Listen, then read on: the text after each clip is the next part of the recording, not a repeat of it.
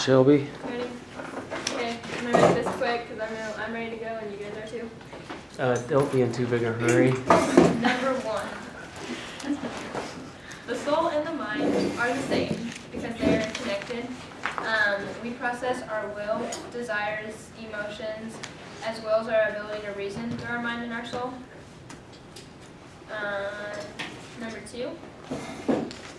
Fraud viewed the newborn as the seething cauldron, an inherently selfish creature driven by instincts or inborn biological forces that motivate behavior. Human nature is selfish. All human behaviors are processed from what we learn. From starting at birth, we're always crying, getting our way, selfish. But that could be because we're young. But environment does play a big role on the development of a person, of where you come from, and I guess it could be your background or your parents' background of how they were raised. Number three, the mind perceives mental events, and the brain is controlled by the nervous system. The brain is just a function of the mind. It's just smarts, you can be book smarts or street smarts. Book smarts just allow you to look good on paper, and street smarts will help you more in the real world. Number four, psychologists agree that reasoning, problem solving, and the ability to acquire knowledge are all aspects of intelligence. Galton was the first to create the intelligence test. After Galton, Alfred Bennett and Theodore Simon created the intelligence test. It was called the Bennett-Simon scale. A higher IQ just means you have a greater intelligence. Intelligence is a mental capacity, which means the greater the intelligence, the greater the mental capacity. And the lack of order in mental capacity could mean mental disorders. Mental illness is a disease that influences the way a person thinks, feels, behaves, and relates to other surroundings. The last one, number five, the main functions of psychology are to explain, predict, change, and describe. The purpose is to treat the disorder or problem and help patients overcome thoughts in difficult situations.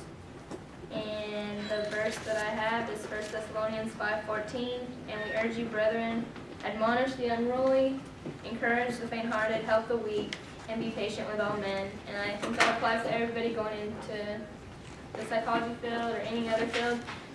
We have the opportunity to work with people every day, and the first patient will help everybody.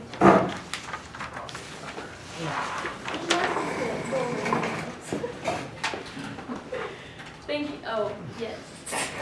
You said that the brain is a function of the mind? The brain is a function of the Or the... Yeah. Okay, so can you explain that to me one more time? The brain is the function of... I think it's in number two, right? Or Number three. one? Number three, okay. I just said that the mind perceives the mental events or the mental aspects of things, and the brain is controlled by the nervous system. So the brain is a function of the mind. So where is the mind? In your head. Is it in the brain then? Okay, you're confusing me now. Start over. Where would you, if I were to ask you where the mind is, where is it? Where is it? If the brain is a function of the mind, where is the mind? What is the mind? What is the mind? I don't know. I guess if I say the brain is a function of the mind, when you put it that way, the brain and the mind would be the same thing, right? Is that where you're getting at? Not necessarily. I wonder what you think. I'm confused. Just a little. No big deal. No, it's okay. Most of us are. Okay. Is the mind then something else? It's not the brain, is what you said. So the mind's something else? The mind is your smarts, I don't know. Because I didn't really think that far. Okay. Ask some of your colleagues what they Guys, help me out.